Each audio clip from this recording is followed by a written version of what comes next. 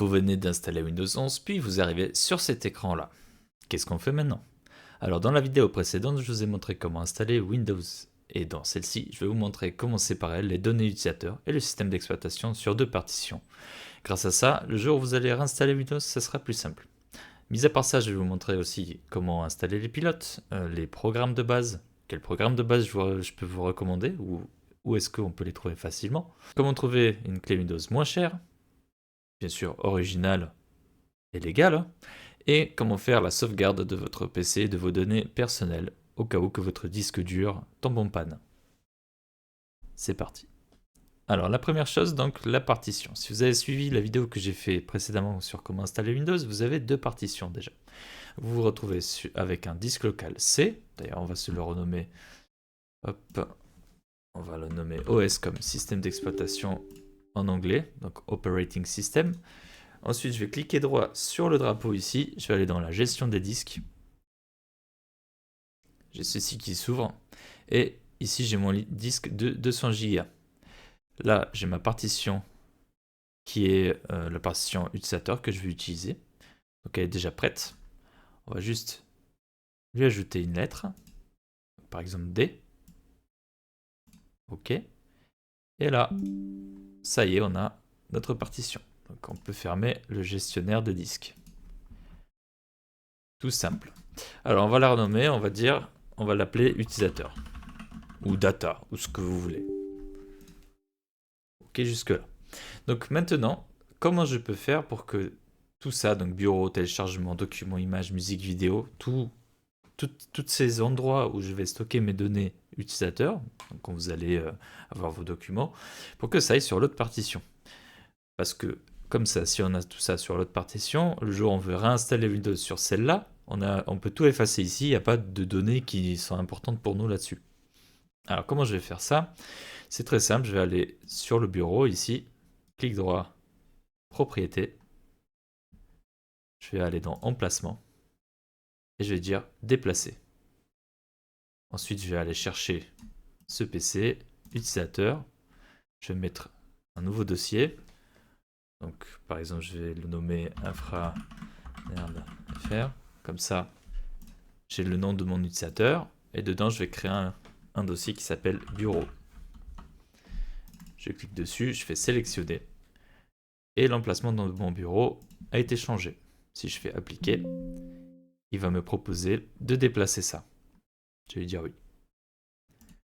Et maintenant, vous pouvez voir que si je crée un document texte sur mon bureau, que je vais nommer test, je vais mettre 1, 2, 3 dedans, et je sauvegarde, vous allez voir que maintenant, en fait, si je vais sur ce PC, utilisateur, infranerd, bureau, ben il est bien là. Donc j'ai bien mon bureau qui se sauvegarde sur l'autre partition. Et en fait, on va faire de même pour tout le reste. Propriété, sur téléchargement, emplacement, déplacer, ce PC, utilisateur, infranerd, nanana. On va nommer téléchargement, sélectionner un dossier, et voilà, c'est fait. Et en fait, on va répéter ça pour tout le reste. Allez, je vous retrouve quand c'est fait. Maintenant que tout est fait, on va passer sur la partie pilote. Comme vous pouvez remarquer, dans mon cas, je vous enregistre la vidéo en Full HD, mais la qualité, elle n'est pas terrible. Ça, c'est parce qu'il me manque des pilotes. Si je vais dans les paramètres d'affichage, je vois que je suis bloqué à 1024 x 768. Alors dans mon cas, c'est pas un vrai PC sur lequel je vous montre tout ça, c'est une machine virtuelle. C'est comme une espèce de PC dans un PC. Sauf que le deuxième sur lequel je vous montre, il est pas physiquement présent. Donc dans mon cas, j'ai pas vraiment de pilote à installer, j'ai juste un exécutable que je vais vous montrer, il est là. J'ai juste à installer ça et ça m'installe tous les pilotes. Je vous montrerai plutôt dans votre cas, si vous êtes sur un PC physiquement neuf, vous avez soit Windows Update qui va vous installer la plupart des pilotes, soit il faut que vous allez sur le site de votre constructeur de PC ou le constructeur de votre carte mère, donc la marque que vous avez, ça peut être Asus, MSI, Gigabyte ou autre, et que vous allez dans le menu support et télécharger les pilotes. Voilà. Moi je vais installer ça du coup. Je vais essayer par défaut. J'ai déjà installé. Et à la fin, comme pour Télépilote, il va me demander de redémarrer.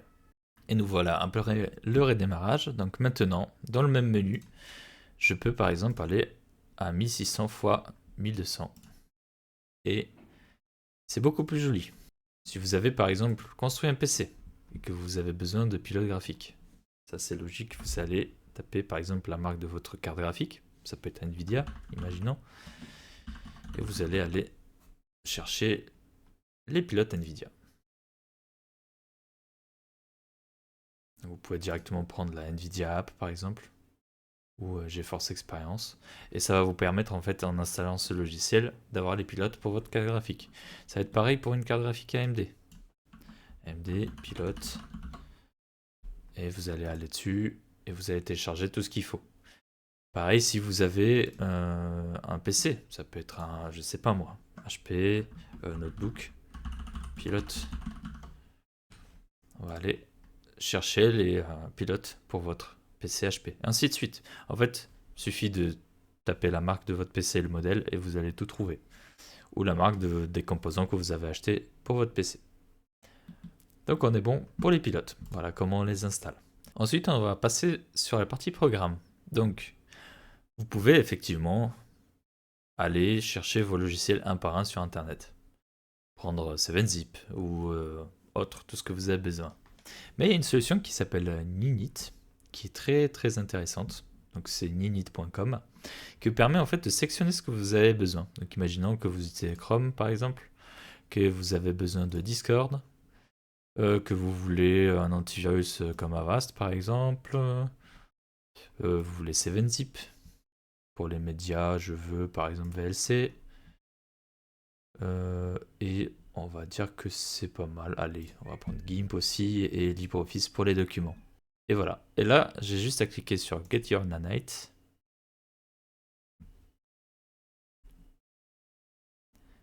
Je l'ouvre et ça va m'installer toutes les applications en une seule fois.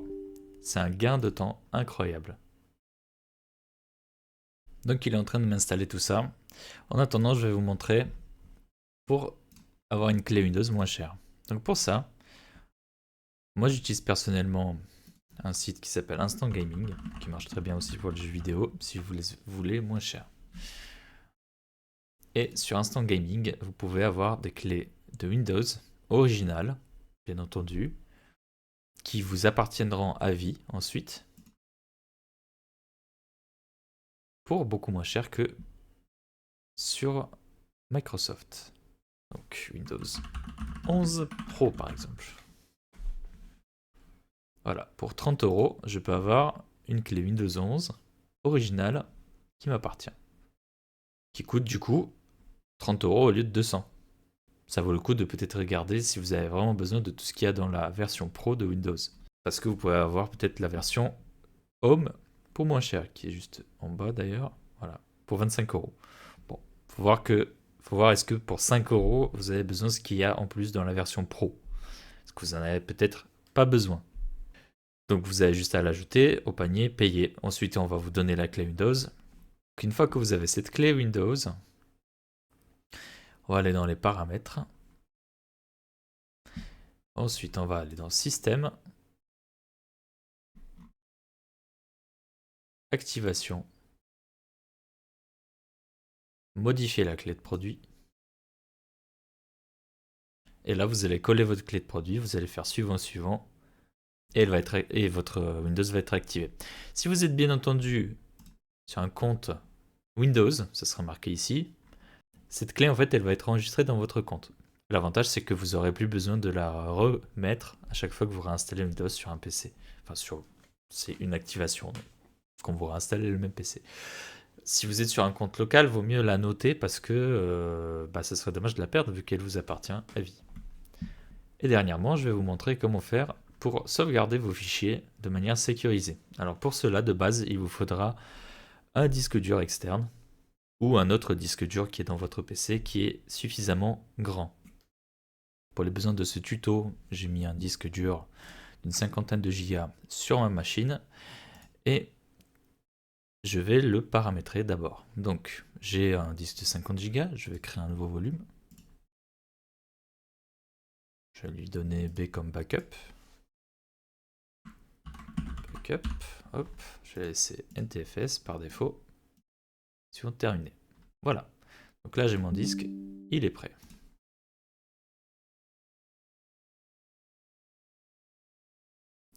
Il est juste là. OK. Donc vous, dans votre cas, si vous avez un disque dur externe, ça sera à peu près pareil, à une petite exception près. Ensuite, je vais aller sur le site de Veeam, donc V-E-E-A-M, qui est une solution de backup, surtout pour les professionnels, mais ils ont des produits gratuits pour des personnes privées qui veulent juste un petit backup de leur PC ou pour leur infra à la maison. Bon, ça va être plus simple si je tape directement le nom du produit, donc c'est Veeam Windows client. Ça doit être ça normalement. De toute façon, je vous donnerai le lien dans la description. Veeam agent pour Windows. Tester gratuitement. Donc là, il faut créer un compte. Je vous invite à créer un compte, c'est gratuit. Je vous retrouve tout de suite après. Donc une fois que j'ai créé mon compte, je me retrouve sur cette page-là.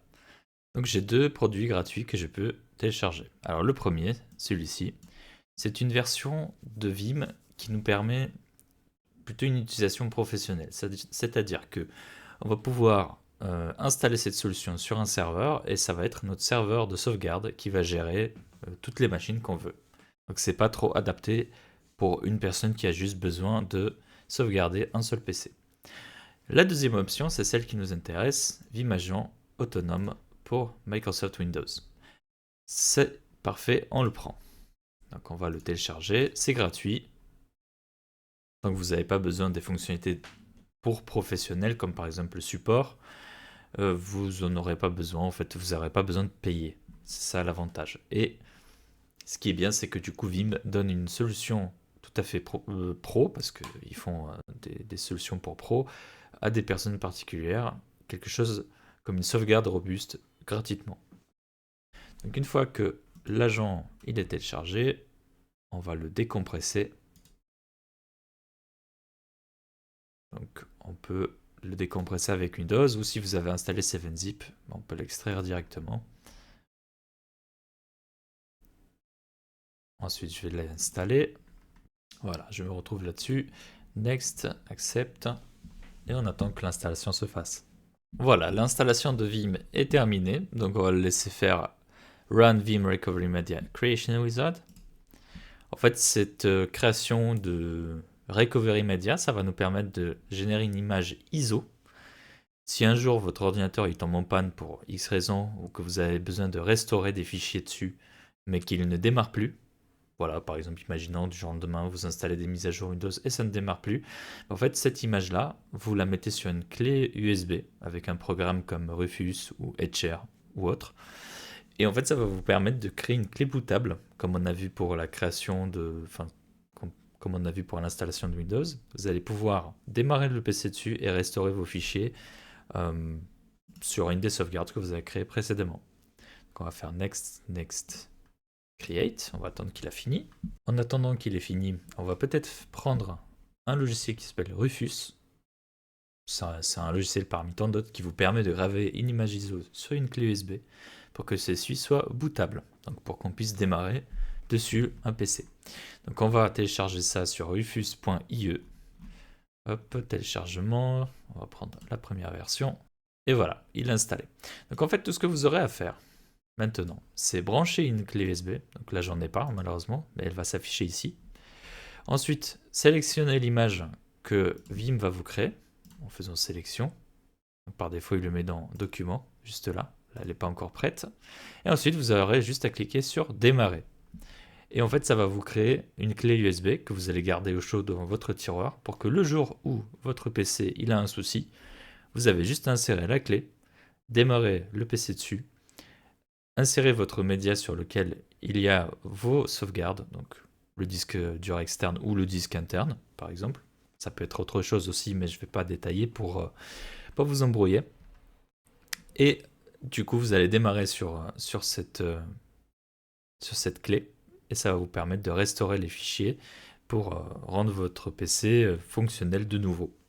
Si c'est juste pour restaurer des fichiers personnels que vous avez par exemple supprimés par mégarde, vous pouvez très bien le faire depuis Windows, vous n'aurez pas besoin de cette clé, tant que Windows fonctionne sans problème. Allez, je vous retrouve une fois qu'il a terminé. Ok, donc on a notre image ISO qui est créée. Et donc maintenant, à partir de ce moment-là, vous pouvez graver cette image sur votre clé USB et la garder dans le tiroir.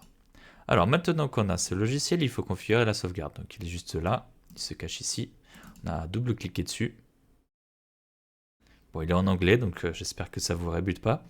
Là, on va lui dire no, parce qu'on n'a pas de licence à lui donner. On n'a pas payé pour le logiciel pour avoir un support et des fonctionnalités en plus. On va dans ce petit menu, Add a new job. Et on va laisser par défaut pour mon cas, mais vous pouvez changer, vous pouvez mettre ce que vous voulez. Alors, on a trois solutions de backup possibles avec ce logiciel. On va avoir l'ordinateur entier. On peut inclure aussi tout ce qui est branché dessus, donc disque dur externe, etc. Donc ça marche très bien si vous avez que des documents, etc. dessus et que vous voulez aussi sauvegarder le système d'exploitation et que vous allez brancher votre disque dur externe. Dans mon cas, ça ne va pas fonctionner parce que moi, j'ai simulé comme si j'avais un disque dur à l'intérieur de l'ordinateur, donc qui est juste là, le B backup. Donc Vim ne va pas comprendre que je veux sauvegarder dessus. Donc pour ça, dans mon cas, je dois prendre volume level backup. Donc je vais choisir les volumes que je veux, donc les disques, les partitions que je veux sauvegarder, et je vais lui dire de les mettre sur ma partition qui s'appelle backup. Et ensuite, on a file level backup qui permet juste de sauvegarder que certains fichiers. Donc je mets next et je vais dire je veux sauvegarder mon système d'exploitation et ma partition utilisateur où j'ai mes données personnelles. Next. Destination, je peux lui dire de sauvegarder ça sur un disque qui est branché en local, donc ça peut être un disque externe ou un disque dur installé à l'intérieur de mon PC dédié à la sauvegarde. Je peux dire que je veux un emplacement réseau, comme un NAS par exemple, ou carrément un serveur Vim. Alors le serveur Vim, c'est un peu plus compliqué, on verra ça peut-être dans une autre vidéo. Mais pour le moment, je vais choisir Local Storage. Et là, je vais lui dire, voilà, je veux sauvegarder sur le B. Et combien de jours de sauvegarde je veux? Par exemple, 7. Alors ensuite, on a des options avancées qui nous permettent de dire, fais-moi un backup complet tel jour, vérifie la santé de mon backup. Ça d'ailleurs, c'est très bien de le sélectionner. Tous les derniers mercredis, enfin tous les derniers vendredis du mois, etc., etc. Sinon, le reste, je ne le toucherai pas. On peut aussi chiffrer notre backup avec un mot de passe si vous le voulez. Par exemple, si vous craignez que une personne puisse vous piquer votre disque dur externe et aller fouiller dedans vos fichiers. Voilà, ça va permettre de le chiffrer et comme ça, vous n'aurez pas à vous soucier de ce cas de figure-là. Donc, vous avez le mot de passe, bien sûr. Donc, ensuite, je vais faire Next et je vais lui dire qu'est-ce que je veux faire en fait comme sauvegarde. Alors, je peux dire que je veux sauvegarder tous les jours à minuit 30. Voilà. Mais si mon ordinateur était éteint, qu'est-ce que je fais si je le rallume et qu'on n'était pas en train de... Enfin, qu'il n'a pas pu faire son backup? Je vais dire, fais-moi le backup une fois que tu es allumé. Mais ce que je trouve qui est pas trop mal pour des disques durs externes, c'est cette option-là. When backup target is connected. Comme ça, en fait, dès que vous allez le brancher, votre disque dur, il va faire un backup dessus. C'est aussi simple que ça. Moi, je vais laisser ça par défaut. Ok. Voilà, une fois que c'est fait, on peut faire run the job et il va faire notre première sauvegarde. Tout simplement. Voilà, là il l'a démarré. On peut cliquer dessus pour voir ce qu'il fait. C'est aussi simple que ça. Si vous voulez restaurer ensuite, une fois qu'il a terminé, vous aurez juste à cliquer ici, clic droit, Restore, Individual Files ou Volume. Et en fait, vous pouvez, avec les sauvegardes qu'il a fait, vous pouvez choisir un point de sauvegarde, par exemple si c'était hier ou il y a une semaine, ou ce que vous avez configuré, et restaurer les fichiers que vous avez par exemple accidentellement supprimés. Ou imaginons vous prenez un virus et il vous supprime tout, ce qui peut arriver. Du moment que vous avez votre disque dur de sauvegarde qui a été intact, donc qui n'a pas été touché par ce virus, vous allez pouvoir tout restaurer et vous allez être nickel. Voilà, en espérant que cette vidéo vous a plu, n'hésitez pas à me laisser un petit commentaire, un petit like et vous abonner. Dites-moi en commentaire ce que vous aurez aimé voir en plus sur cette vidéo. À bientôt.